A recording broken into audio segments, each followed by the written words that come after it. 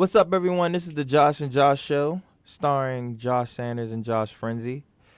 Now, we had a wonderful, wonderful weekend. Finally, we have a UFC pay-per-view fight. And it was on my birthday, so I celebrated it the right way, which is watching the fight. It was it was with DC and it was Daniel Cormier versus Alexander Gustafsson as the main event to find out the paper champ for John Jones's belt, because it will forever be known as that until somebody beats John Jones. Frenzy, what'd you think about the whole UFC 192 event? As a card as a whole, I wasn't overly impressed with it. I thought the DC Gustin fight was pretty good. I thought the certain fights in the prelims were good, but I wasn't impressed with most of the main card. Yeah, I probably say the main card as a whole was disappointing, and Benavidez is like hit that level of like he plateaued at one point. You kind of thought he was gonna be the next big thing. You know, he was gonna be the guy that can potentially beat DJ. But as soon as he got knocked out by DJ, he's kind of been okay. Like he hasn't decisively won a fight like that. That fight, honestly, with Ali was not the best showing for him in my personal opinion. Yeah, when I watched that Benavidez and Bagautinov fight, I thought Bagautinov won. I was watching, it was so close. The striking was both guys were tentative to start with. Both guys, and neither of them opened up the whole fight. They ended that fight just as tentative as they started. A couple of them, got some good strikes in here there. Bagautinov got a couple takedowns. Granted, he landed 0 ground and pound, and he only held them down for a matter of seconds each time. But you get a couple takedowns like that in a fight that tight, that definitely counts for something. So I thought that Bagautinov won, but honestly, it could have gone either way. It was definitely close, but it was just one of those. Really, it was close, but you saw a lot of swinging and missing. Yeah. And you really just decide the winner off of mainly pressure. And they brought an interesting point to me. The fact that now with the smaller fighters, the 125 pounders, the 135 pounders, they have, ever since they, joined the UFC, they have this adjustment period with their fights because they're not as exciting as they were in the WEC. And that's mainly because the cage is smaller. I mean, the cage is bigger. They have a lot more space to, be able to move, which gives people like DJ such a big advantage, whereas in WEC, the cage was much smaller, and there was not that much room to run, and you get to see all the quickness, and you actually have to hit each other because there's not that much of an area to run.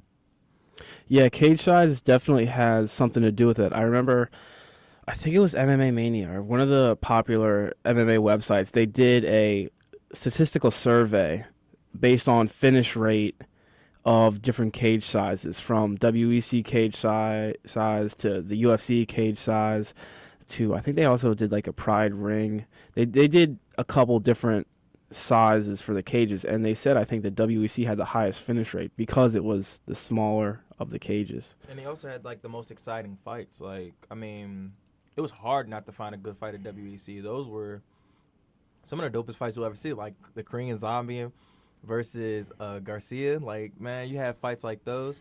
There was just a bunch of like really, really dope fights. And not to say 125 pounders or 135 pounders aren't exciting now, but they have a harder time gaining popularity because their styles really doesn't fit the casual fans. Whereas let's put these same fights that were in the WEC, put them on a bigger stage. I guarantee you people like DJ, Dominic Cruz, TJ Dillashaw, those will be the big stars because, like I said, their finish rate will be so much higher. The fights would be so much more exciting, and the reason why is because they're in a smaller cage and they force them to actually engage in fighting. Yeah, I see what you're saying. I'm not too sure that I would say that the WEC as a whole was more exciting than the UFC in terms of the lightweight fights. I think nostalgia has a way of confusing people's memories. People always kind of look back and look at weight and things that were in the past as kind of better than they were now. I think that I don't know about that. I don't think the WEC was any better. I think that was a lot of popular UFC fighters now kind of had their start there, and they were a lot younger, a lot nowhere near as experienced, and a lot more.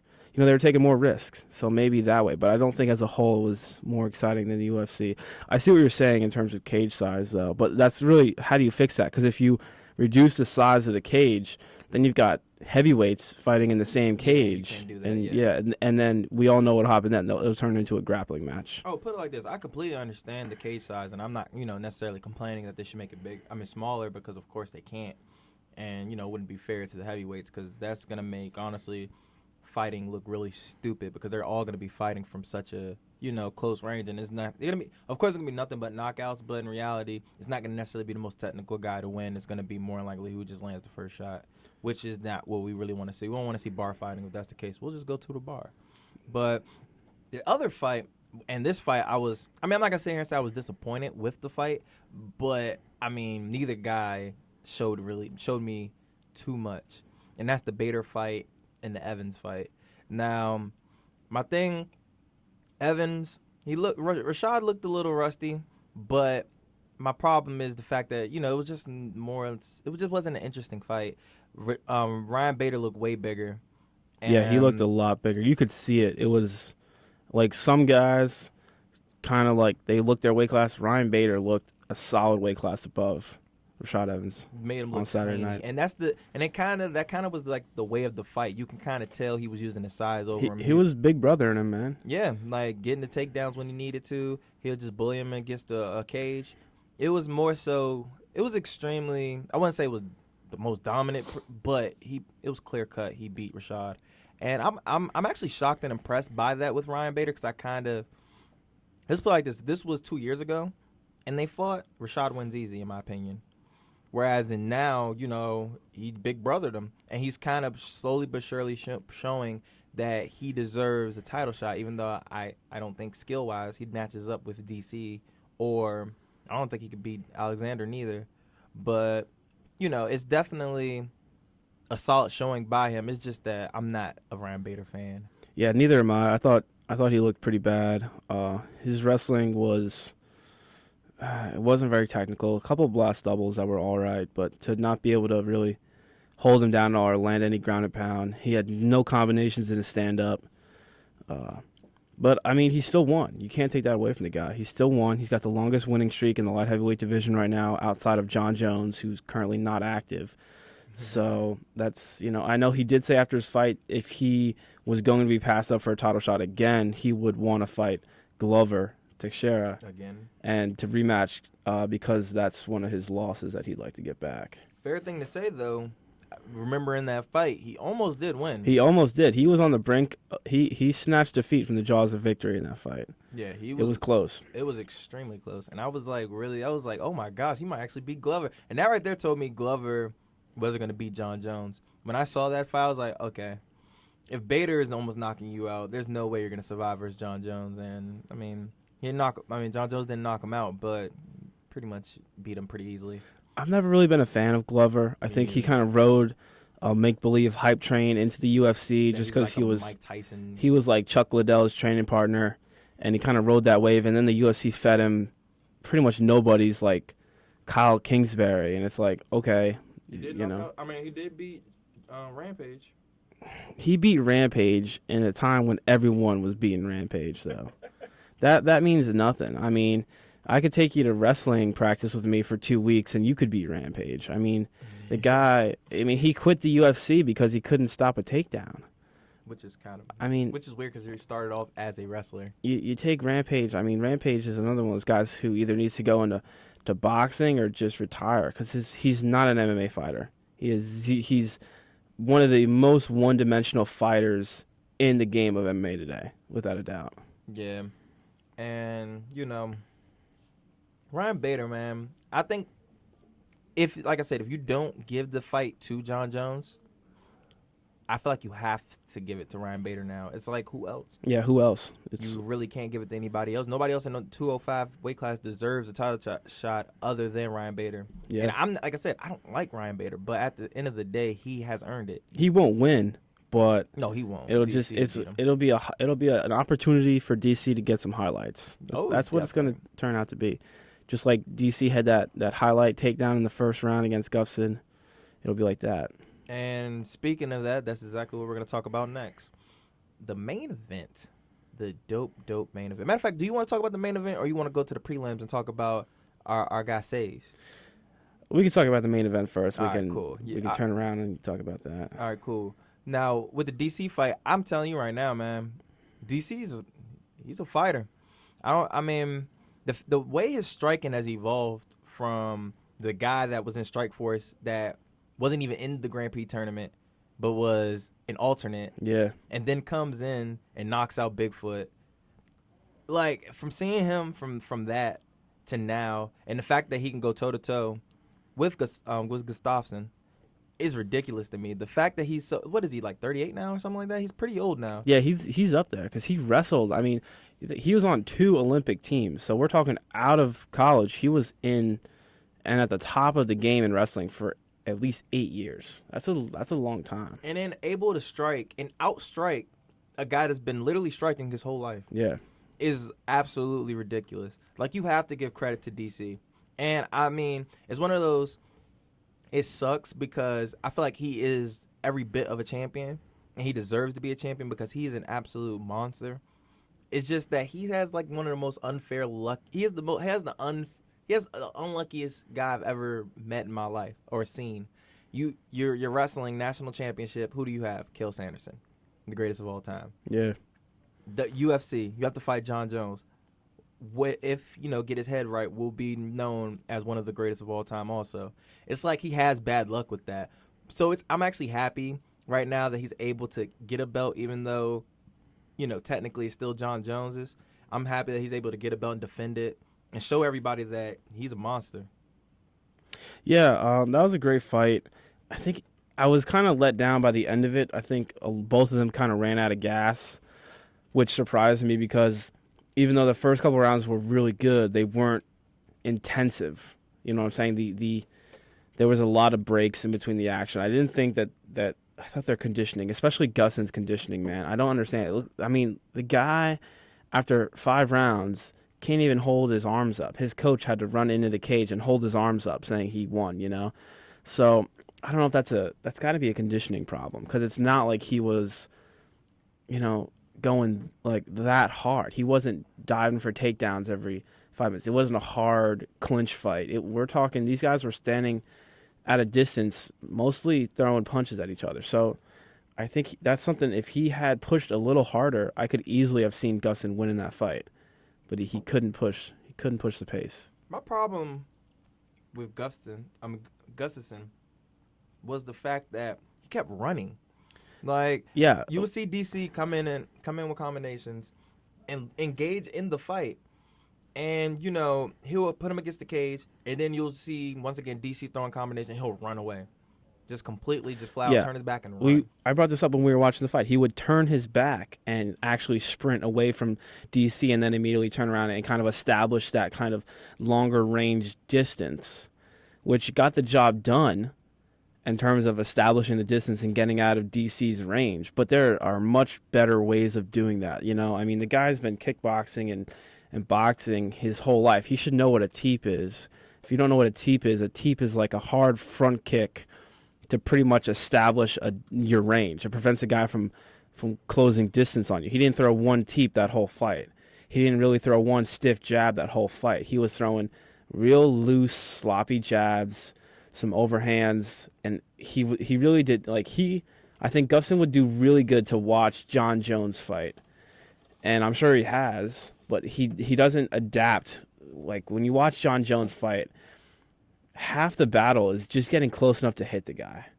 Yeah. And that is a credit to how good John Jones really understands the game of distance. And, actually, to give, fair shake to DC also, he was able to get in with with John Jones, too. I remember him also getting in close to be able to throw uppercuts and land them, just not as successful as he was with Alexander. He was just too willing to get hit. And he'll clinch him and then all of a sudden start uppercutting, and I'm like, bro, back up. If anything, establish your distance. Don't grapple with him. Don't let him clinch you because that's what DC wants. That's the only way DC's going to win this fight is if he does that. And guess what? You let him do that. And that was my problem with Alexander. I don't know what the game plan was. They should have known from watching DC in his first fight with John Jones that's exactly how he was going to try to fight him. He was going to try to, overcome the distance and clinch with him and dirty box. Yeah, I don't know why Gustafsson was so, I guess you could say, willing to engage in a clinch fight with DC and really just eat uppercuts. I don't know how many uppercuts he landed in that fight. He landed a lot and these are uppercuts where not only is he uppercutting Gustafsson with his right hand or left hand, but with his opposite hand, he has a collar tie and he's pulling Gustafsson into the uppercut. That's like doubling the damage that he's doing, and he just did it willingly, round after round after round. And that's another thing. I've watched that fight.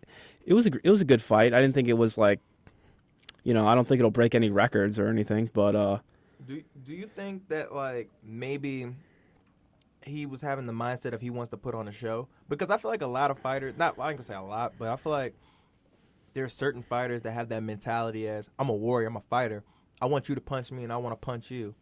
And the fact that he's so willing to engage in a war or a fight, that's what's basically, allowing him to let him, oh, go ahead and clinch me and punch me. I can eat those because I'm a warrior. that's possible. But I think when it comes down to it, you're fighting for a UFC world title. I think that would overcome the feelings of wanting to put on a show. And you're just, I think in that moment, your mindset is only set on winning. How do I win this fight? What is the most effective way I can win this fight? How can I do the most damage and take the least amount of damage? I don't think in that moment you're really concerned at all with putting on a show. Look at DJ. I mean, the guy doesn't care about putting on. He's openly admitted, hey, I don't. You can boo me all you want. I don't care. I'm gonna win. But the people that boo DJ are honestly the most ignorant of people. Yeah, because he's not a boring fighter. I agree. I'm really MMA fans as a whole really tend to piss me off, especially when you watch, pay-per-view events or UFC events, and you see guys, fighting, in a transition or whatever, and people just boo, and it's like, why are you booing? Because they're not knocking each other out right now? You know what you can do? You can sit your ass on your couch at home and watch World Star, and you'll be totally satisfied if that's what you want to see. I go there because I want to see two of the top mixed martial artists in the world, some of the toughest people, use their skill sets to beat each other. That's what I want to see. Yeah. If you just want to go there and see people just throw overhands the whole time and get these flash KOs, you're not a fan of MMA. You can watch World Star. And I completely agree. I hate the casual fans that do that. Like the same thing with boxing and stuff like that. It's like if you don't know the sport and you're only looking for this one thing, of course you're going to be disappointed. You're looking for one thing. You're looking for a finish. All fights aren't going to be in finishes. And the thing is, some of the best fights in the UFC were not finishes. And it's not always about, haymakers. The only problem I have with fights are the fighters that don't do anything. Now, if I take you down and you have a nice takedown, fine. But if I'm just gonna lay on you and absolutely do nothing, I'm not trying to transition. I'm not trying to get side control. I'm not trying to get the full mount. I'm not trying to get the arm. I'm not looking for no submissions. And I'm just laying on you, and I'm just biding my time. And I do like little pit shots to your ribs, and then just look at you. Yeah, that bores me.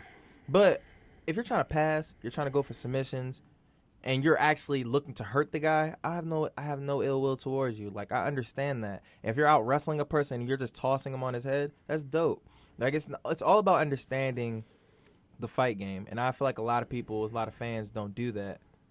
Now, even like saying that, I felt like regardless, the main event was definitely good, and they showed why both of them are, the top light heavyweights in the division. Now, my question to you is, where does Alexander go from here? Honestly, I mean, he has 2 title fight losses, but now typically in the UFC, you're not getting another title shot. Some miracle would have to happen for you to get another title shot. But Alexander's a special case.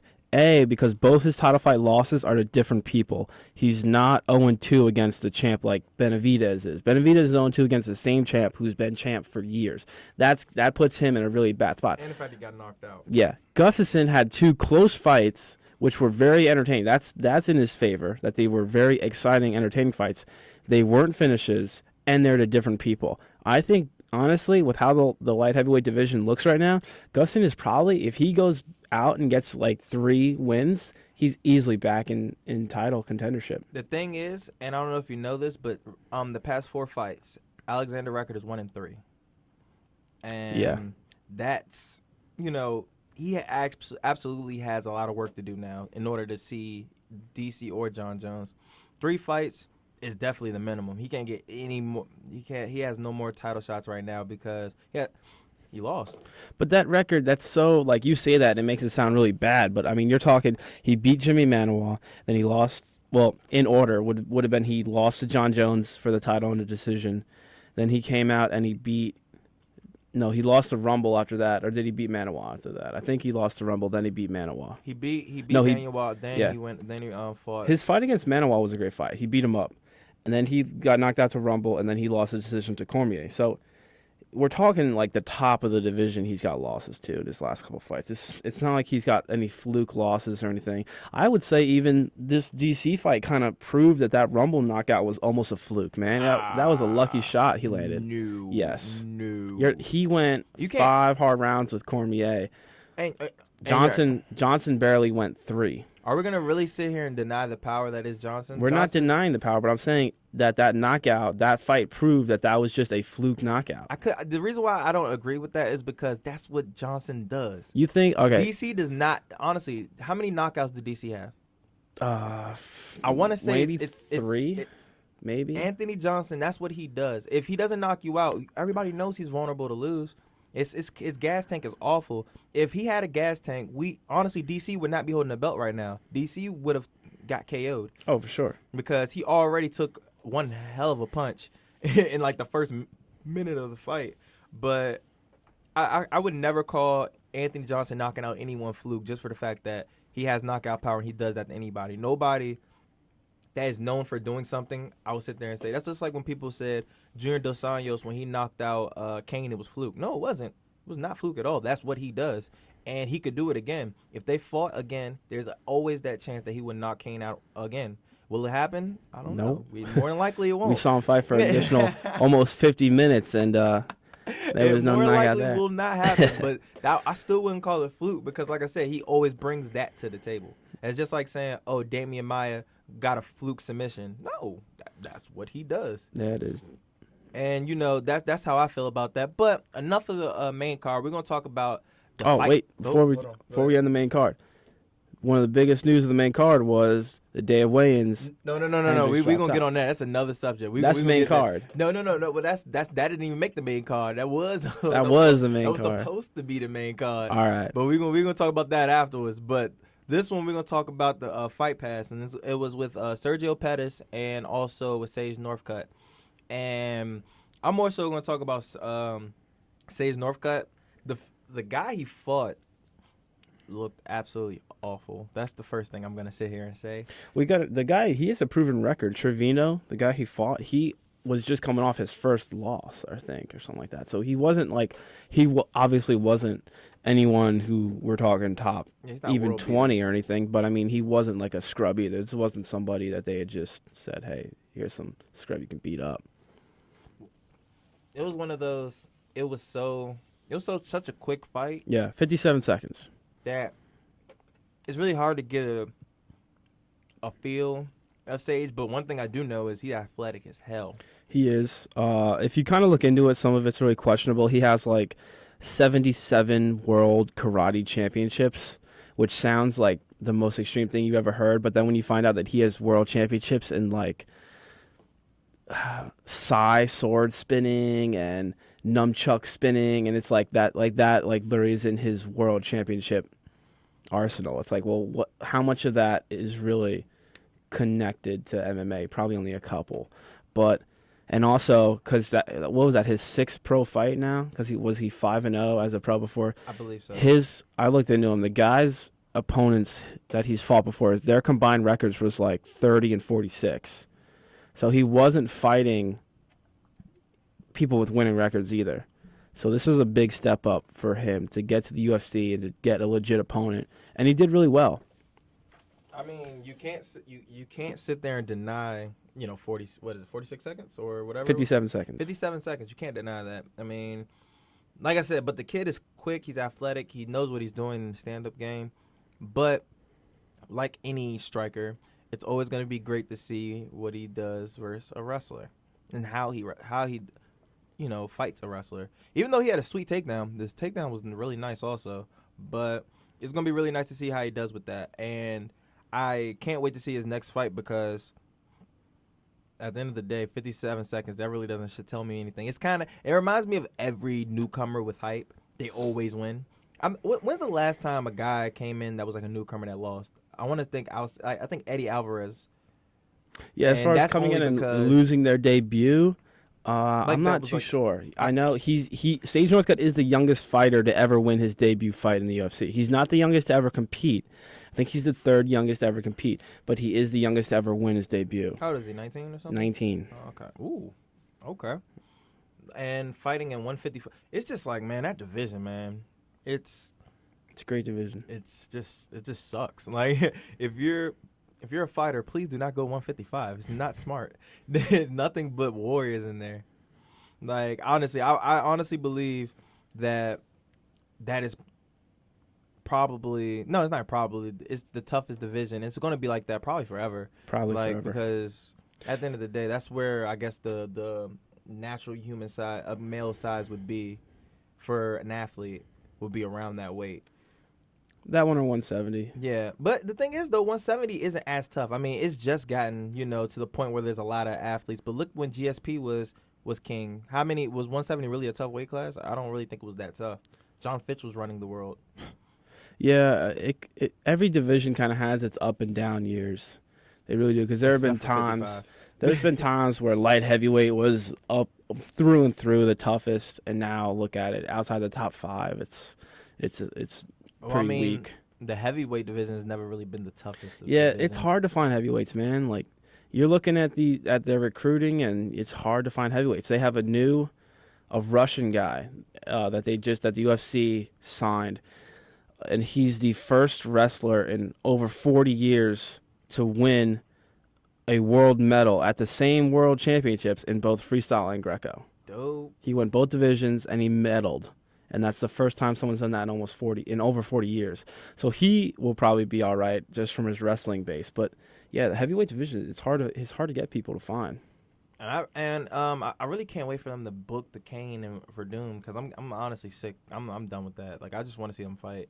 And so we can move on with some new challengers. Like I want to see. Yeah, I'm tired of these trilogy fights in the heavyweight division. It's like every time there's a new challenger, it's like that's going to be the heavyweight division title fight for the next a year and a half. And I don't understand how Kane even deserved it. Like I'm a Kane fan. I like Kane. I think Kane is probably going to beat him in the second fight, but I don't feel like he deserved a rematch. I agree that Kane will probably beat him in the second fight, but not that he deserved it. It's that there's nobody else. I feel like Stipe. I really like Stipe, and I think Stipe would probably beat both of them right now. I thought he beat JDS. I thought he lost. I thought he clearly beat JDS in that fight. I think he's very good, but I think he needs one more fight. Stipe's not a big name guy, man. Stipe is not going to sell the kind of pay-per-views. Did you see the article where it said that the reason why he won't get a title shot his next fight is because he's not popular? It's possible. It's very possible. And if that's true, that's real. That's like complete bullshit. Like it is, but you gotta understand, UFC walks a very fine line between legit sport and also, spectator sport. You have to, the UFC will not survive unless people are paying for pay-per-views and paying for tickets. This isn't like the Olympics where, these sports have been around for generations and they're always going to be around and everyone knows about them. Like the UFC has to really self-survive on its own, and in order to do that, they have to make money. And if they were some of that really means you have to put on the fights that people want to see, that people are going to pay for. So being popular is going to help you at this stage. But my problem with that, and this is the thing, UFC can build you like that. That's what promotion is for. You have a promotion team, right? I remember me and one of my friends, who's probably going to listen to this, we were debating about who's a better promoter between Dana White and Vince McMahon. And I said Vince McMahon. And he was saying, no, there's no way in hell that Vince McMahon is a better promoter. I'm like, yes, the hell he is. He will build something out of anyone that he chooses, and he will make it work. If you want to see, if Stipe really is one of the best in the UFC like he is, promote him. Build him up. His fights are good. The JDS fight was good. He beat the living hell out of Mark Hunt. Yeah, he did. He landed the most significant strikes ever in a fight on Mark Hunt. And I feel like you can just and what is he, a Golden Gloves champ, and he's also a D1 wrestler. He played D1 wrestle at the same time he played D1 baseball. He's like an all-around athlete. Yeah, he's a straight athlete. There's no way I feel like you cannot build him up to be popular, all because he doesn't talk like Conor. If that because honestly, if you're gonna go that route, then you're kind of making the UFC like the WWE, and you're gonna lose the hardcore fans to other organizations because they're giving the championship belt to people who deserves it. I hate when people say that. I hate when people say you're yeah, going to I make know, UFC into WWE and comparing Dana White to Vince McMahon. Here's the big difference here. All right, when Dana White wants to build someone up, the guy has to do one thing. Win. The guy has to win. When Vince McMahon wants to build somebody up, he gets his, soap opera writers that he's got hidden in the back room to write a script of this guy doing something amazing. It's totally different when something is scripted. You can make anything happen. In the UFC, anything can happen. But some can say that it's not. Well, it's kind of scripted also for them to win in a way of, let's say, Conor's title shot to Jose. Who did he fight? Dennis Seaver. You cannot sit here and tell me that's not in a way scripted. We all knew Conor McGregor will beat the living hell out of Seaver. It's still a fight, though. It is still a fight, and he still has that possibility. But, one, he fits his style completely. He's not even a challenge. How do you go from Dustin Poirier to Dennis Seaver and then say, oh, yeah, you deserve a shot after Dennis Seaver? Not saying Conor didn't deserve the fight, because he did. And he's an absolute monster. But I'm saying that they kind of, feed fighters to, promote them also. Like I said, same thing with Ronda. Ronda fought Betchy. Betchy was, I think, ranked 10 the fight before she fought Ronda. And she fought, what was her name? Shayna Baszler. Yeah, Baszler or something like that. Yeah. She TKOs her, and somehow she's ranked number 2. By the way, Shayna's not even ranked in the top 10. And now have you checked the UFC rankings? The UFC came out with new rankings the 5th, which would be yesterday because we're recording on the 6th. And Betch is back at, I think, 9 or 10. Of course, because that's where she was at. Her numbers got inflated for the title fight. That's what that's what the UFC does, and that's why I'm saying it's scripted. Like, there's no way anybody's gonna tell me she really was the number 2 ranked fighter in the UFC. No, she was not. So, like I said, the UFC still does that. They still try to make it somewhat WWE to make it more compelling. Oh, Ronda's fighting the number 2 ranked fighter in the world? What? It's going to be a good fight. And she undefeated? Who did she fight? Nobody. Yeah. But another thing is people compare, like, UFC. Everyone who ever says, like, makes a connection between UFC and WWE does it in a negative way. I don't think that's a negative thing. The WWE makes millions and millions, if not billions of dollars a year. That industry is killing it. Whatever they have, whatever formula they're using, it's working. And I think if you're just looking at that and saying, well, it's actors, pretty much. Essentially what it is, people go there to see a show. This is like, you have like your upper class people that like to go see Broadway, and then you have like your average class people now to go see WWE. It's the same thing. You got actors performing a script on stage. But when you make that much money, you can't argue with it. They have a proven money-making cash cow industry, and I don't think that making a connection between the two is necessarily bad. I mean, it's just okay. Put it like this. This is mainly why I have a problem with it, and it's the fact that when you talk to the casual person, they go off of it and they believe everything that it seems a little fishy to people that know MMA. Like the fact that Ronda's knocking out all these great fighters. In reality, she's just beating off a lot of average fighters.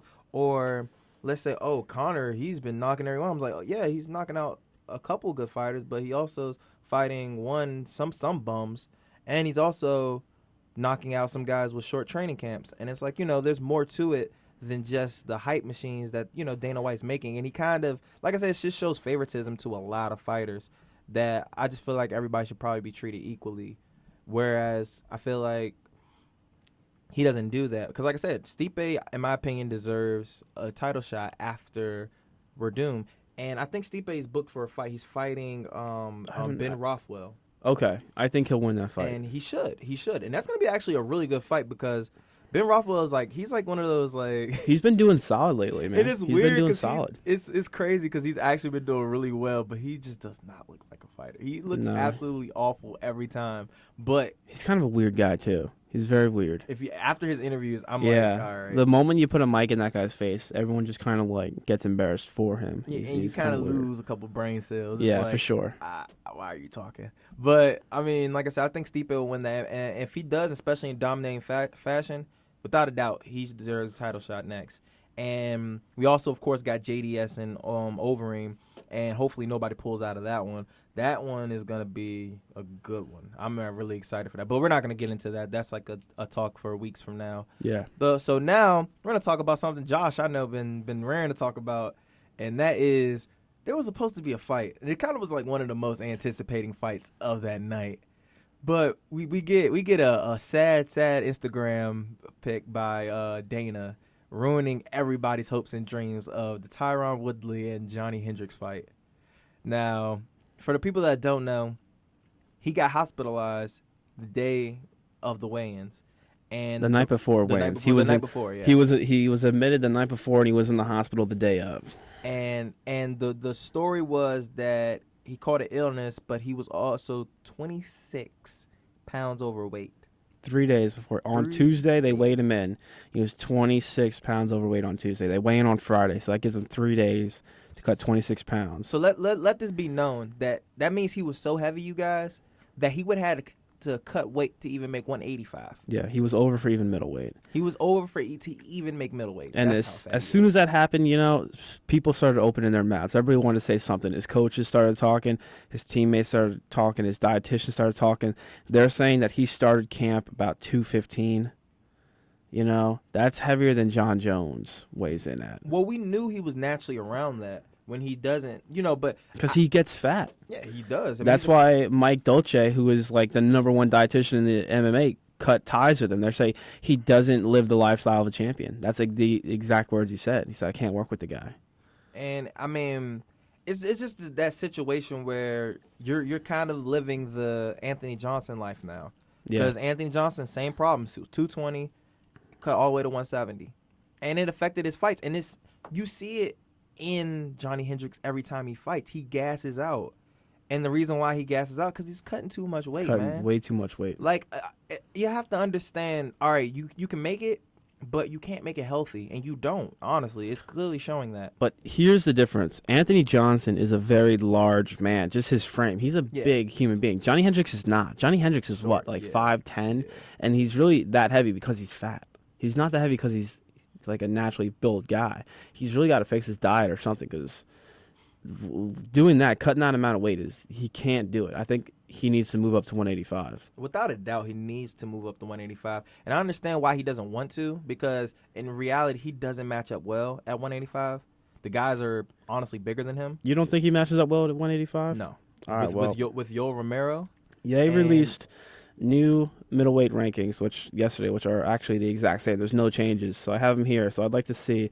We got Weidman at the top, followed by Rockhold, Jacare, Romero, Belfort, Machida, Kennedy, Bisping, Musasi, Thales Letis, Uriah Hall, CB Dalloway, Henderson, Brunson, Whitaker, and Canero. I think he can make the top 15, but I don't see him being nowhere in the I five. think he'd beat out. I don't think he'd beat Kennedy, because I think their wrestling would cancel out each other. I feel like, if anything, Kennedy's will give the advantage just for the fact that he's bigger. I think Kennedy's a little low anyway. I don't see why Belfort and Machida are above him.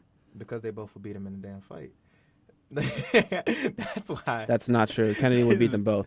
No, he will not. Belfort has no balls anymore. The guy's abused steroids way too much. You saw in that Weidman fight. Weidman got on top of him, and he just obliterated him. I got Tim Kennedy not even be able to take a punch from Vitor. As soon as he eats one, he's going to start skirting for a takedown. A one that's not even set up. He's going to go for a takedown. No. It's not going to work. And I think Hendricks can beat Bisping, which would put him between 6 and 7. You think Hendricks can beat him? Yeah. I can see it. I mean, but then again, I can also see Bisping winning. I can see him maybe. Because I feel like Bisping will use his length against him a little bit, and he'll just try to. Honestly, I don't think that Hendricks will be able to take down as many people. I don't think he'll break top 5, but I think if Hendricks moves up to 85, he'd easily be top 10.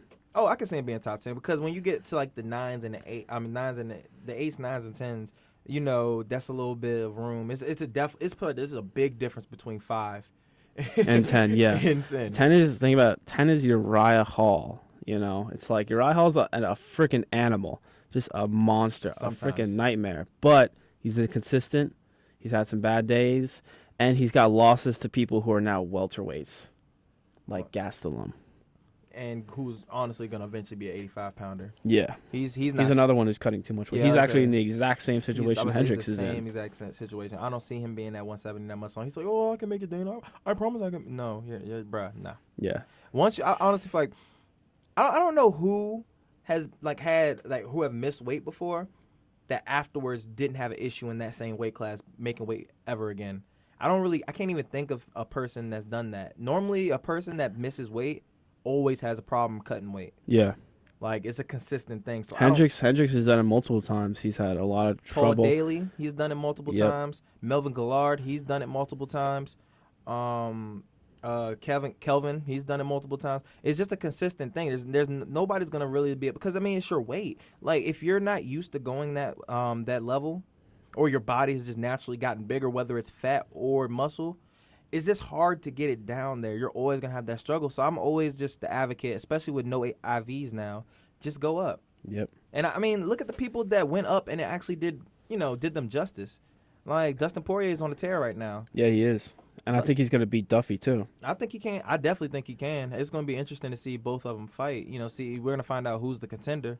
But, like I said, I feel like people put too much stock into cutting weight and they put a little bit too much effort when in reality, you can go to Frankie Edgar route and still win a championship by being your natural weight because you'll still have your energy. Yeah, cutting weight is a weird thing, and a lot of people who don't do it definitely won't understand it. There is you do gain an advantage. You gain a strength advantage from it. You gain a size advantage from it, and you just gain like an endurance advantage from it. Which I know it sounds weird because you think your cardio would be hurt, but when you're bigger and you're wearing on a guy, you can wear him down much faster than he can wear you down if he's smaller. But there is a point of diminishing returns. There is a point where if you hit that point, you cut too much, and all of a sudden you can operate anymore. And Anthony Johnson is actually another great example, actually. I can't believe I forgot about it, but he's probably the best example. The guy was acting so scared to go up to 205 or heavyweight because he was thinking, oh, I'm a 70-pounder. I'm 70-pounder. I guess that's probably the weight that he wrestled around. So he was like, oh, I can do it. And sucking all this weight in. And then if you see, oh, my gosh, if you see this guy at 170, he looked like he was going to die. Like he did not look healthy at all. No business going 170. And the fact is that he still was a contender. And what happened? He bulked up. He was like, all right, man, I'm done. I'm just going to stay at 205, and I'm going to fight at heavyweight. What happens? He's been knocking everyone out. So I'm always an advocate of, if anything, just stay at your weight. Just, if anything, if you're going to cut, just cut a little bit. You ain't got to kill yourself, bro. If you're a good fighter, you're a good fighter. No matter what weight you go. These are the same problems. I mean, you're going to see these problems in the UFC, but you see these problems on college wrestling teams all the time. Even our wrestling team isn't immune to these problems. Guys cut too much, and they can't operate. They get out there on the mat, and they just, after 30 seconds of fast twitch motion, they're just dying. Their legs aren't moving properly, and you can see it, and you can tell instantly when a guy's cut too much weight. You can see it. It's obvious. Yeah, but I would encourage him, Barral. I would encourage them just to go up. Well, I think Barral did an interview in Brazil. I think he said he's going up. He needs to. Yeah. Like, I mean, people were saying, oh, I don't think that he'll be too small or anything like that. I'm like, no, he won't. Like, honestly, he's not. He's a big guy, man. He might be a little short, but he's plenty big, man. I'm pretty sure that he would still be able to do a lot. And I feel like style-wise, it matches up anyways, because 135 pounders are just too quick for him. Now, and it's weird me saying that, oh, he won 20 in a row, blah, blah, blah, but I think a lot of fighters now are going to change their game plans fighting Barral now at 135. I don't think anybody's going to just stay in front of him. They're all going to keep moving. Yeah, they figured out how to beat him, man. Once somebody has a blueprint of how to beat you, you're going to have trouble. Yeah, when you have that one flaw, and it's a big flaw, and with Barral is movement and quickness, it's gonna, and especially in that division where a lot of those guys can do that. A lot of guys can do it. Yeah. All right. And like I said, you still have to fear getting hit by him because it just takes one hit from him and night. So, but I think at 145, it's a better fit for him, and I feel like he should definitely just go that route instead of trying to oh, I want to be 135 champ and beat TJ. No, fight TJ at 145. Don't fight him at 135 because it's just gonna honestly it'll ruin your career because you can't take too many beatings like that. Yeah, that was bad, man. And the fact that he's another guy. It's just too tough. He wouldn't go down. He just stood there and took those shots. And we're talking like 25 solid shots to the head in 20 seconds. I mean, it was beautiful to watch. That but last 30 seconds of the second fight was terrible. I saw a video. Somebody spoofed a video of like the sound of like a Mario game, like the coin. And like every time you hit it, it'd be like the coin, like ding sound. And oh man, it was like ding, ding, ding, ding, ding, ding, ding, ding. Like it was nonstop, man. I saw that too. That was awful. But I was just like, that's exactly what it was like though. Yeah, he it was was knocking the coins out of Cuz, and I was like, man, it's like I said, it was beautiful to watch, but at the same time, it was like, ugh, like stop, just go down, bro. Like stop the fight. And the fact that he still was trying to protest, like if you remember, he was like, no, I'm fine. I was like, no. You're honestly gonna become like Muhammad Ali if you keep on, because you can't take too many punches to the face unprotected like that. Yeah, man. They say that the slightest thing, any kind of trauma to the head, you're talking brain damage. Whether it's a straight punch to the head, whether you fall down, anything, man. I'm telling you, they're like football. They figured it out that even these small helmet hits, they're doing damage. Of course, it's like a car wreck, man. Yeah. And all right, so have you seen the new Holly Holm and Ronda Rousey trailer? I have. I've seen both of them because there's actually two. There's like one spreading around. The first one I saw was on Twitter, and I clicked on it and I watched it, and it was like a minute and a half long or so. And it was good, I liked how it was silent with just the orchestra music in the background. I thought that kind of let the story tell the story, not the words tell the story, which I like. But then I watched it, it was a good show. But then I saw a couple hours later, I think it was like Ariel Helwani or some like MMA person in the media posted the actual video. And the actual video is much longer. The actual video is like 3.5 minutes long. Yeah. And it is actually a parallel story. It shows, it's like, because in the one video, it only shows Holly Holm at the end. Yeah.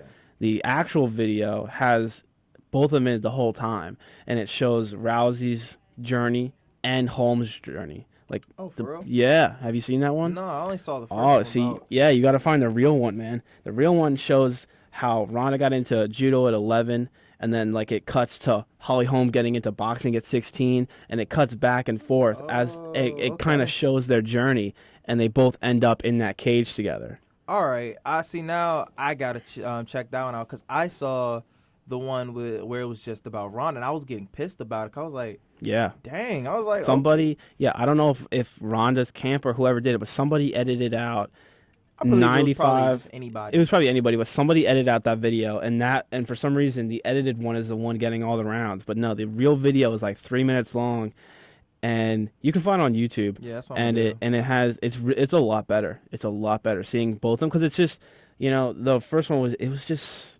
it was on that Ronda Rousey hype train so hard. Yeah, that's why I got pissed about it. I was like, why? Yeah, I was like, come on, bro. Then you watch this trailer and you're like, this is pretty awesome because it really shows like they're building this up as like the stereotypical striker versus grappler kind of fight, but it's more than that. We're talking a lifetime of grappling versus a lifetime of striking, and a lifetime of achievement in grappling versus a lifetime of achievement in striking. You're talking, two people who are top of the game. So that trailer is a lot better. It is a good trailer though.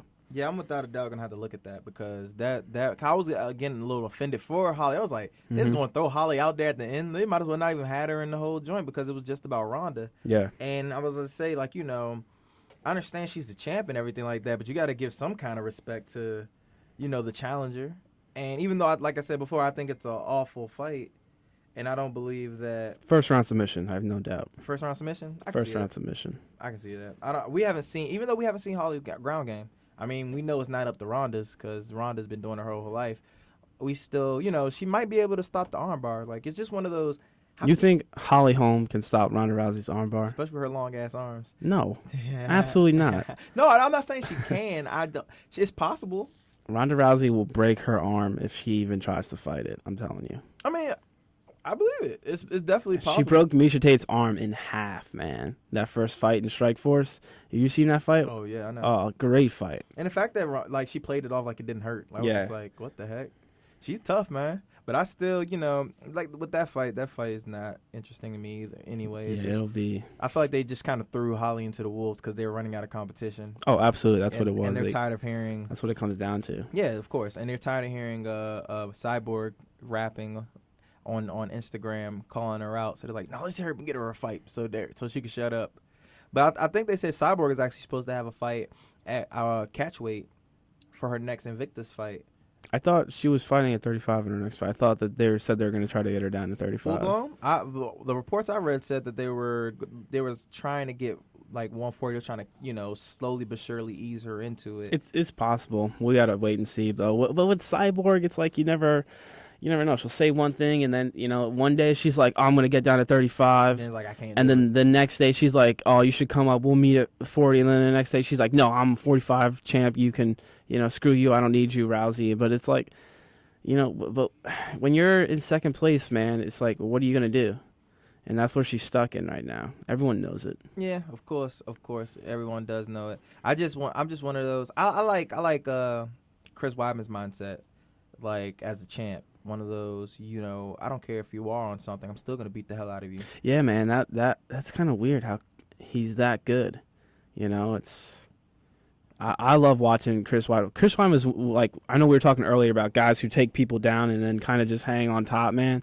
You've never seen Chris Weidman take someone down and just hang on top of him. I thought you was gonna say he was. I'm gonna say no, he's not one of those. You get Chris Weidman on top of you, he's gonna beat the hell out of you, and you're in trouble. And I don't mean like your fight is in trouble. Your life is in danger. You understand me? You get Chris Weidman on top of you, and your life, as you know it, is in danger. His ground and pound. I would love to see what his PSI is in his punches when his ground and pound. It's got to be heavy. Yeah, without a doubt. He knows how to generate some power, man. In my opinion, he's definitely one of the more exciting. I haven't seen him in a boring fight outside of the Maya fight, and that wasn't his fault. That was the cutting weight thing. Yeah, that's cutting weight. It was like a 2-week notice or something like that fight. I don't fault anybody coming in. If you come in short notice, I don't care how boring the fight is. I understand what you had to go through. And, we know he can. We know he can take a punch. We know he's got that similar to Cormier. It's like they're coming in from these wrestling backgrounds. You don't really know how they're gonna react when they take a punch, and then they get in a dogfight and they look like they've been doing this their whole lives. You really impressive. To me, that's just more so of him just being from New York. You gotta be tough from New York. He has that New York state of mind. Yeah, he's from Long Island. Trains with Sarah. He's like a half hour away from my house. Yeah, he doesn't care about fighting. He's like one of those. Okay, you punch me in the face, I'm just gonna punch you back. Like he literally has that. He carries himself like that, and he actually does it. It's like, you punch me, I'm just gonna punch you 10 times harder. And with him and his wrestling, he takes you down. You're either getting submitted or he's just gonna punch you in the face until you tap out. His submission game is incredible. A lot of people don't know this. He went directly from wrestling into doing high level jiu-jitsu. So we're talking like he's not a black belt. I don't know, he might be now.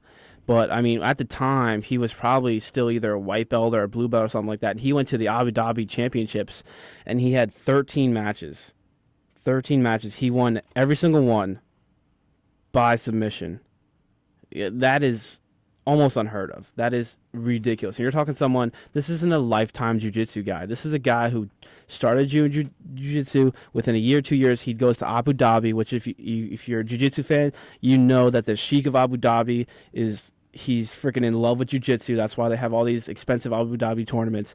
And he goes there and he finishes 13 guys. Every single opponent. He beat them, and he beat them by finish. That is ridiculous. That's how good he is. A lot of people don't know it, because he gets on top of guys, he ground and pounds them out, but his submission game is top of the line. And his stand-up is just as good. Yeah, his stand-up is good, too.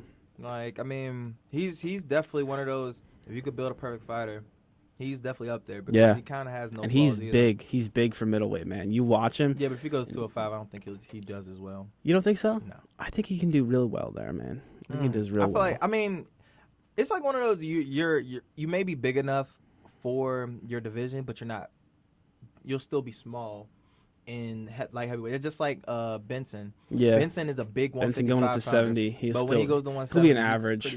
Pretty. He's not. He's like, to me, below average. Possibly. He's not as big, but he's still bigger than the 155 pounder. So he's kind of one of those guys that's stuck in that You know. Did you see the news about Benson Henderson Well, that he offered to fight Woodley on 2 days' notice Are or you something like serious? that? Yeah, no, it was like 24 hours notice. He says because he's normally a 55 pounder, so he said, guess who can make weight for 170? I can. I'll fight him. I'm And surprised he can make weight though. I thought he was bigger than that. I guess not. I mean, maybe he walks around upper 70s, but he can cut 10 pounds in a day or whatever like that. So, but yeah, he offered to fight, and the UFC told him, No, no thanks. did you see Anthony Johnson? Nah. Anthony Johnson posted also he was just like he said, "Oh, I can make the weight." He's like, "I'll fight him." And then Tyron Woodley comment. He was just like, no." Yeah, right. He was like, "I don't want that beef." And I'm like, "Shoot, I don't blame you. I don't want to fight Anthony Johnson either." But then all right, so John Jones just had his court ruling, got 18 months probation. Now it's basically upon the UFC to, grant him reinstatement and let him fight again. So what do you think is gonna happen with that? Like, when do you think he's gonna fight?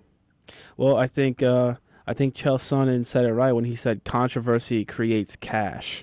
Oh, And without a doubt. if you don't think the UFC is begging for him to come back, then you're wrong. The UFC is playing it smart right now. They're acting like, oh, we'll get him back, after he gets his legal stuff. No. They are dying to have him back. And when he comes back, you won't believe the media campaign that they're going to put into hyping up his return fight. I mean, this isn't the same as Tyson going to prison and coming back, but it's similar.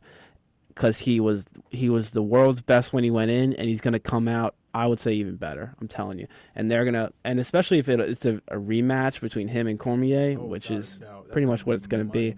The UFC is going to be rolling. Especially they'll put another fight on as a co-main event, some really hyped up fight, and that'll be like a super card. Maybe even I like could see it on UFC 200. possibly. Yeah, we're getting close. It could be that, or they could have. Rockhold, if Weidman gets past Rockhold, they could have him versus the winner of Yo Romero or Jacare as like the co-main event of the John. That would be a big seller. Yeah, and it's with that fight. I mean, with John Jones, I feel like it's a perfect comparison would be the Mike Tyson, because in reality that is the exact same situation, just for the fact for MMA fans. Because not to say John Jones is the Mike Tyson of MMA, because he's not a knockout artist like him, but he is Dominant. He is just as dominant as Mike Tyson, and he's definitely as popular in my opinion when it comes to MMA. Like, you can ask the casual fan, "Hey, you know about John Jones?" More than likely you'll hear, "Yeah, I know who he is." Yeah, he's broken through in the mainstream, similar to Ronda Rousey. Yeah, Him, John Jones, Conor McGregor, they have all broken through in the mainstream media for sure. exactly. And before there was Ronda Rousey and before there was Conor McGregor, John Jones was the first, I would say the first guy, since the UFC has blown up, to be the guy that was like, all right, we want him to be the face of our organization before he start getting in trouble. So without a doubt, there's so many storylines that you can hit with, especially with DC, the fight with DC. So many storylines that you can hit to make this just flow with money. Like, the return of John Jones right there is to sell itself as itself. But then you also got, the rematch between two guys who clearly hate each other. You can still throw back the fight and time they fought at the press conference. Mm-hmm. Yeah, that was. I remember seeing that. I didn't see what it was. I remember when that happened. I was checking Twitter or Facebook or something like that, and I saw like the John Jones comments like, "Where was your takedown defense, man? Like, I took you down without even trying." And I was like, what are they talking about? Like, what is going on? And then I saw on the news, I saw that they brawl, and I was like, oh shit, man. Because after that, it's like, this is good. Like, I'm sure, because Dana White wasn't there. Dana White was on some sort of trip somewhere on an airplane. So I'm sure when Dana White saw that, most people would assume the boss would be mad. No, his eyes went dollar signs, I have no doubt, and he knew that is all he needed to get that thing selling a lot of tickets. Well, I'm pretty sure the first thing Dana did was call both of them and make sure they were okay. Because he had to make. So I'm pretty sure his heart was beating. Like, hopefully nobody got hurt. Because if I have to cancel this fight, like just like what happened with Silva and Chael, when they fought in the Ultimate Fighter, and they end up having to cancel their fight because of the injuries. And I know he was like, please don't let that happen. But afterwards, and he found out they were okay, I know he was just like money. Oh, absolutely. And then, people are like, oh, then they got to respond to the Athletic Commission. The Athletic Commission is one of the most corrupt organizations out there. And honestly, they should have nothing to do with professional MMA because they aren't professional themselves. But it's an evil we have to deal with.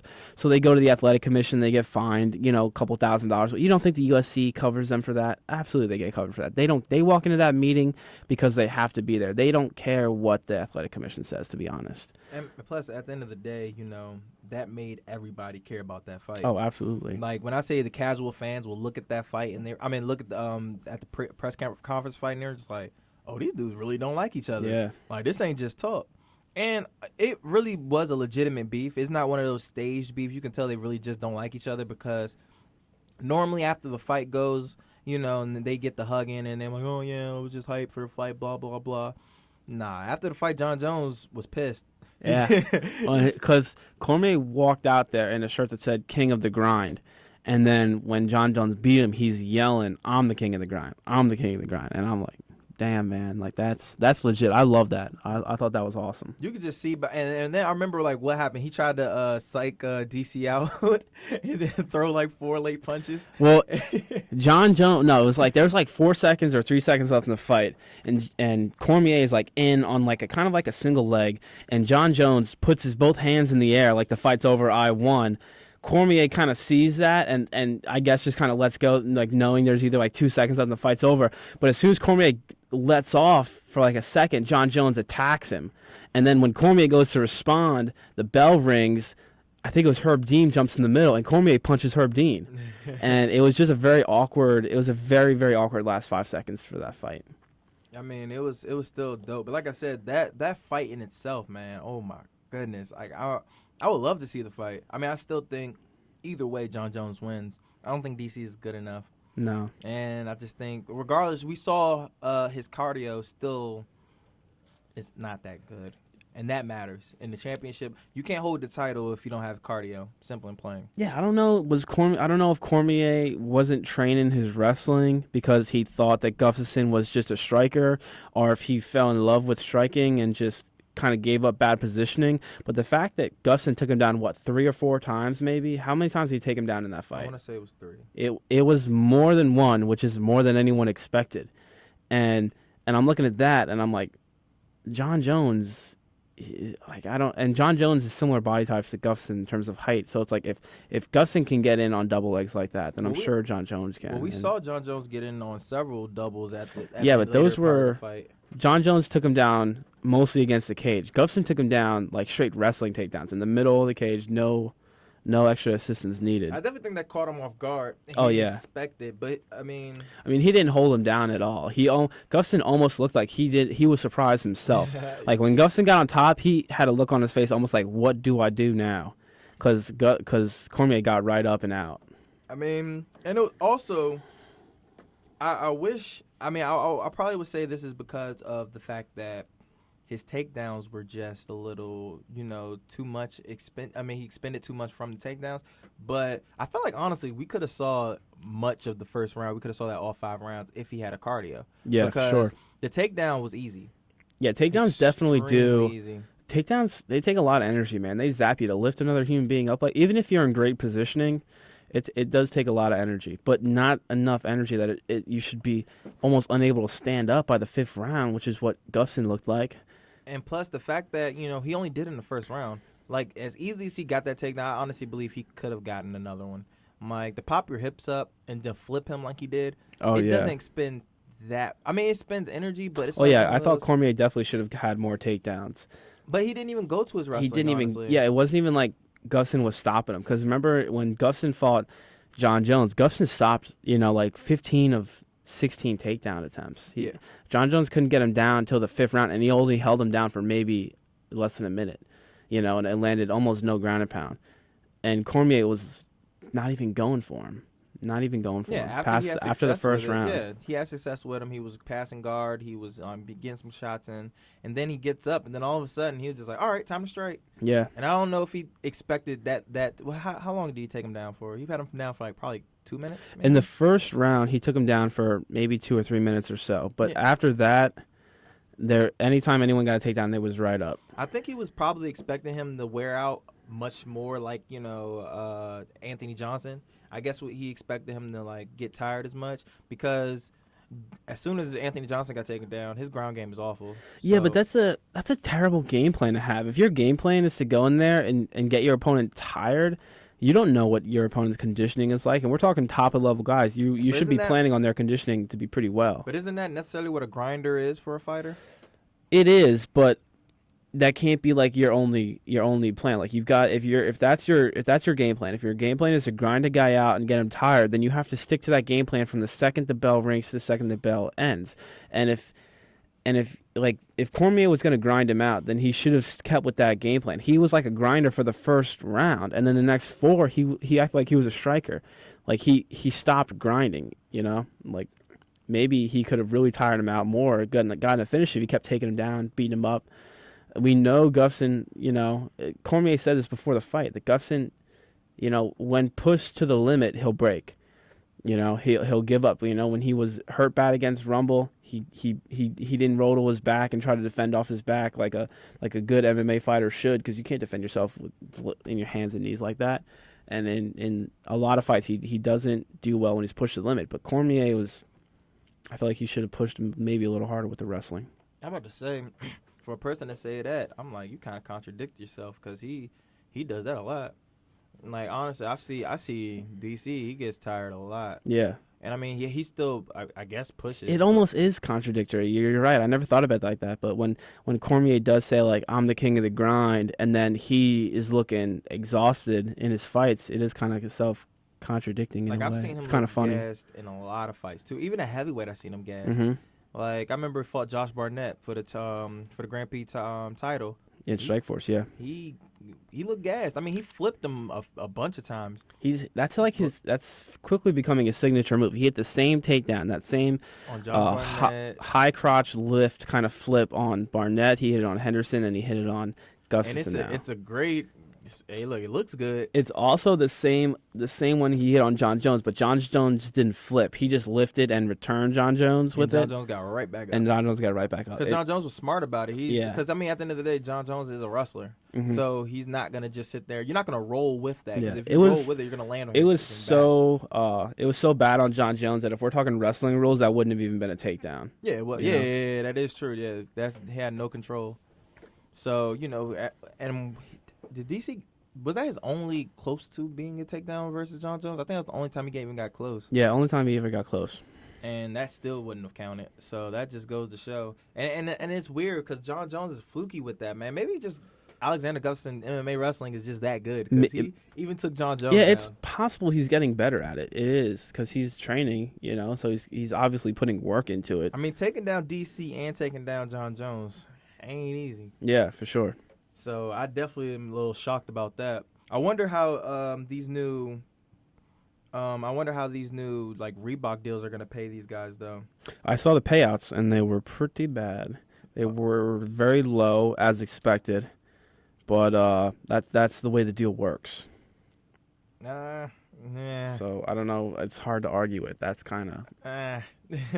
I mean, man, it's just and I remember me and you were having, because we were watching this fight from a distance. I'm not gonna say how we were watching the fight. We were watching this fight from a distance from a laptop, and I remember was having a hard time. The Jessica I and Juliana Penne fight. We were having the hardest time distinguishing who was who. Yeah. Because the uniforms were basically the same. You're looking at two people on top of each other. Both their faces are covered, essentially, in the transition. They both are like in cornrows or something. Yeah, it's very difficult. And the reason is because the uniforms, they're both black and white uniforms. One is more dominant black and one is more dominant white. But the dominance is very low key. So it almost looks like they're in matching uniforms, which I don't really understand that. It's not that hard to change your colors. Yeah, like, and that's the whole point of, like, the legend that's under when the fight first starts. And it sits there and says, oh, Penne is wearing blue and I is wearing green. Like I don't. Well, since like the UFC began, you're fighting out of the red corner or you're fighting out of the blue corner. It's not that hard to put one person in red, one person in blue. I think that would solve the color problem. I think it's just stupid in general to have uniforms, man. Like, I mean, at the end of the day, it's one thing to have walkout tees and blah blah blah. Yeah. Here's what I find really stupid. You have the fighters in uniforms, right? So now they're looking professional. They're looking like they're part of a professional organization with these uniforms. And then they're fighting in a cage covered in advertisements. You took all the advertisements off the fighters, but you left them all over the cage. So now you have professional-looking athletes fighting in an unprofessional-looking cage. Mm-hmm. Now, if you think that's fine, if you want the cage to look like that, that's fine. But then let the fighters look like that too. Let it match. Because when you've got two guys in professional Reebok uniforms fighting, and the ground they're fighting on says corn nuts, it doesn't look professional, you know. And the cage was covered in Halo 5 gear, you know, this past weekend and stuff.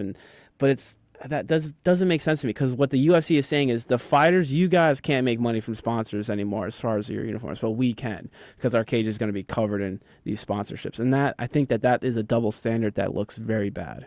I mean, I understand it's all about money, and money is definitely cash. I mean, it's king, but it has to be certain ways so you not to sell your soul. And the reason why I'm saying that is because you letting the fighters choose and find and picking all of their sponsors places no doubt, no problem, no complaints on you as a company. They can't complain about sponsorships. Oh, you're not getting me sponsorships, blah blah blah. And you can get your own, promote yourself. But now they have to get it from Reebok, and Reebok is forcing them to wear this, forcing them how much money or whatever to win their fights and this and that. And it just makes it so, it makes it less of an independent thing. It makes it more so like, oh yeah, we're the UFC. We do what you tell me, and there's nothing you can do about it. And I mean, to me, it's not fair. I feel like you should let them be able to pick their own sponsorships. And I also hate the uniform rules. Like, wearing the uniforms are so whack. Like, there's no individuality when it comes to their trunks and all that stuff, and then you can't even have your sponsors on there, so you can't make money off that. It's got people. I know DJ is pissed off about the Xbox thing. I mean, yeah, that guy was like covering it. That's crazy. You can't have that anymore. Like, he's the one guy who really had a real solid thing, like a mainstream number one in his field kind of sponsor like that. Yeah, like, I mean, I know he was like, all right, this is stupid, son. Yeah. Like, I mean, maybe Xbox is still working with him. I think they are. I think he said that they're still working with him. Yeah, so maybe they still are, but, I mean, who knows? I mean, maybe he doesn't get all the perks that he got before. You just don't know what kind of perks that he's getting now. And I'm pretty sure the same thing with, like, Anderson Silva when he had his his Burger King sponsorship. And then the fact that, you know, he had his trademark black and yellow shorts. Like, yeah. Guess what? A couple guys have that kind of trademark. Like, Rich Franklin always fought in pink and brown. And Phil Davis always wore pink, even though he's not in the UFC no more. Yeah, there's a couple guys who kind of have like a trademark outfit that they can't wear anymore. Exactly, and now, you know, you're canceling that out, and they can't wear anything. You know, they have to wear what you tell them to wear.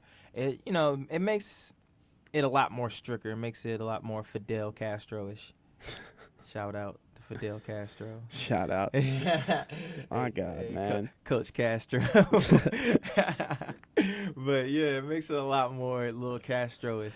So I don't really, I hate the Reebok deal, man. It's like when the NFL, because I don't know if you know, but the NFL sponsorship not a year ago, but maybe 5 years ago, 5 or 6 years ago, was Reebok. Was it? Yeah, it was Reebok. I don't really keep up with. I keep up with college wrestling and I keep up with MMA, but that's it. I don't really keep up with NFL, NHL, baseball, anything. Well, Reebok was their deal, and you know that's until they moved to Nike, which is of course better. And like honestly, I see a lot more improvements as far as Nike than Reebok. I'm just not a fan of them as a corporation. And I might like. Are you talking about the little kids making shoes in like Indonesia type thing? Is that what you're talking about? I I ain't say all that. And I I might mean, have but to you said you're not. That's when most people talk about having a problem with Nike. That's what they're saying. They got a problem with. So. Hey, I love Nike, man. I don't like Reebok. Look, I much rather be with Nike, and I can't. It's funny as a mug if I say that, and then like I would never in my life get a sponsorship with Reebok. They'd be like, oh, we would offer you a deal, Josh, but we heard you talking shit. And the podcast 7 years ago, Right. and then I'm like, damn it, I knew I shouldn't have said Pulling that. up old episodes over here, just shit talking Reebok. Like, yeah, we ain't shit, huh? All right, well then, hey, we was gonna give you $6 million. I mean, shoot, this famous basketball player, James Harden, got a $200 million endorsement by Adidas. By Adidas. Wow. By Adidas, and he got fined actually by them because he wore Jordans. Oh yeah. Yeah, so because he has to wear Adidas, which I mean, That makes sense though. I mean, but if you pay me $200 million, trust me, you ain't gonna catch me wearing those Jordans. Dude, I'd be sleeping in Adidas shoes if you're paying me $200 million. I'm like, man, fuck Nike, man. I don't care about y'all. Shoot, if I was getting $200 million, that's money. That don't mean I was like, shoot. I say, look, I sell. That's fine with me. But it's been a real dope week of MMA news. We got. I think the next fight is in 2 weeks. Actually, it's going to be Duffy versus Poirier, which is going to be a pretty decent, solid card. We're gonna, of course, have to talk about that in the upcoming weeks. There's a lot of really stacked fight cards coming up. Probably the one I'm most looking forward to is Robbie Lawler versus Carlos Condit, which isn't for a while, but it is in the near future. Condit fanboy. And BK, man, natural born killer. I am, but there's a lot of fight cards coming up that are real stacked within the next 3-4 months. I think that are just really without a doubt, through and through. The cards are just really good. They're without a doubt like killing it with the fight cards coming up these next couple months. To end out the year, they're putting their foot out. Like they're like, hey yo, we out here. We gonna show y'all the best fighters in our organization. Because I honestly think all 10 pound for pound fighters are probably fighting this in the upcoming months. I mean, the fight I'm most looking forward to, if we're talking all MMA fights from now till December 31st, we're talking the end of 2015, the fight that I'm most looking forward to is Weidman-Rockhold. I think it's just, you're talking two guys at not only the top of their game, but at the top of the game itself of MMA. Both these guys are legitimate fighters, man, with some crazy striking skills. Their jiu-jitsu game on both guys is superior, and their wrestling is super solid, especially Weidman's. Weidman, I don't think, has ever been taken down in competition, ever. So you look at that fight, and you're like, man, how can you pick a winner here?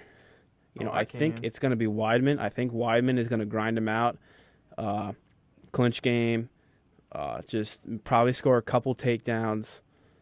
I don't see the fight being a finish. I don't. I could easily see Rockhold winning too, but I think it'll be Weidman. But that's probably the fight that I'm most looking forward to. Yeah, I think the fight I'm most looking forward to is definitely Conor McGregor and Jose. See, I'm not. I am looking forward to that fight, but I think it's going to be disappointing, man. I feel like it's impossible. It's like, I don't want to say impossible. I'm not going to knock on wood on that, but I feel like it's so hard for it to be disappointing. Because I mean, when you have two accurate, athletic strikers like that, there's no way that you're not going to get what you want. I think it's going to be disappointing. I mean, you've got, well, first of all, this is interesting. The Rockhold-Weidman fight is the co-main event of that same fight card as the McGregor-Aldo fight. So you've already got an absolutely amazing fight that you have to then follow up directly after. That's putting a lot of pressure on them. And also, I know you're going to hate this, but I'm telling you, I don't think it's going to be a good fight because I think McGregor is going to steamroll him. I really do. I think that he's just going to strike him up, start landing some crazy acts, spinning acts, whatever kicks that he throws. He's, the spinning heel kicks that he likes to open up with, and his striking that he's just so accurate with. I think he's going to tear Aldo up. And I think, Aldo hasn't fought in a while. I think he's coming to the end of the road, man. I think the fight's going to be disappointing because I think McGregor's going to beat him. And this is why this is my most anticipated fight. Everybody's sleeping on the fact that Jose Aldo is king. And people I feel like they forget what Jose's done. No, we don't. We don't regret what we don't forget what he's done, but we know where he is right now. And McGregor is gonna beat him. No. Yes. I don't know, man. Like I don't think Aldo's gonna take him down. If he took him down, I'm sure he could submit him. But then again, McGregor's main training partner is Gunnar Nelson, That doesn't mean shit. You don't think it means shit because you don't really follow with a lot of the jiu-jitsu guys. Gunnar Nelson I know Gunnar has Nelson's some a monster. amazing wins in jiu-jitsu competition. No, I'm not He's sitting there and sleeping an on Gunnar. animal. It has nothing to do with that, but I'm just saying, all because your training partner is such and such don't mean that you're going to be such and such. It doesn't. It's just like when I hear people be like, Anderson Silva is his training partner, and guess what? He gets his ass slept. That reminds me of, like, even after practice, I don't know if we were practicing today, but, like, at pretty much every practice, you know, like that stupid-ass saying, Coach said it yesterday, people say it all the time, it's like the jiu-jitsu team's, like, motto, iron sharpens iron. Yeah. You heard that? Yeah. I always thought that was funny, because you know what sharpens iron? A wheatstone, not iron. Nobody sharpens iron with iron. You use a wheatstone. You know what happens when you bang two pieces Only of... you would say some shit like... You know what happens when you bang two pieces of iron together? They get dull. Like, it doesn't, like... That, like, the idea of it, the idea of the statement is very true. If I want to be a good wrestler or a good fighter, I need to train with good wrestlers and good fighters. But the expression of iron sharpens iron is just so... dumb, man. And I hate when people say it. I don't say it. People say it all the time, and every time they say it, I always just want to be like, bro, you need to check your facts, man. Please don't. That is actually hilarious. Yeah. And I have to, and I learned something. That's funny. Yeah, it's one of those expressions that has just been said over and over again that people just accept it, but really, tiny bit of critical thinking skills, and you can be like, wait a second, as a metaphor, it makes total sense, but in the literal sense, it is absolutely... That's why people being extremely literal for you, but ladies and gentlemen, they are the most literal people of the face of the earth. But, you know, like I said, I don't really care about the whole training partner thing, like I said before. I definitely believe that his jiu-jitsu skills haven't been shown, so I'm not going to sit here and say... I'm pretty sure he got better from when he got, like, choked out by Duffy. Oh, for sure. So I'm sure it's better than that, but yet and still, I still don't think it's that great. And even on the stand-up game, I feel like the big thing, go-to thing for Conor when they do fight will be body shots. I feel like he's gonna try to wear Jose down with body shots, and I don't really see him landing that many head. I don't say that many. I don't see him landing head kicks, but I do see him landing body shots. And whether Jose goes down from those or not is questionable. Another thing is people always talk about Jose Aldo. When people talk about Jose Aldo, they always talk about one thing. They talk about the power and the damage of his leg kicks. But how many leg kicks did he throw in his last fight against Chad Mendes? Almost none. But that's the total difference though. Chad moved. Yeah. And the thing, he didn't give him an opportunity because he knew leg kicks were coming. So Chad game planned for that. So he just moved out the way of those. Conor's not going to do that. Yeah. Conor will be in his little karate stance that he likes to be in, and he will have his legs out there to get chopped down. And we know if his legs are out there, he will kick him down. Because if you want to go that route, we can go to the Frankie Edgar fight. Frankie Edgar moves around a lot. But for some odd reason, Jose kept catching his leg. And what happened? Dropped him several times with leg kicks. And that wore Frankie down. Frankie just a warrior somehow and toughed it out and was able to still move around. But the accumulation eventually is going to take its toll, and there's nothing you can do about it.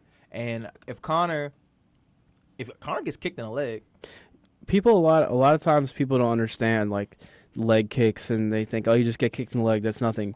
If you've never been kicked in the leg by someone who knows how to kick, let me tell you, it's like a mini Charlie horse you feel every time, man. It's tough. You really gotta just suck it up and eat them a lot of times. You want to really sit here and say like. Just imagine your leg going to sleep and you trying to like walk. Yeah. Like that's how the fighters feel. Eventually, when you get kicked enough, eventually you can't put any power on it, no weight on it. And if you try, you'll just fall because at the end of the day, your legs are just, just through. If you want to see a perfect example of that, look up Jose versus Uriah Faber.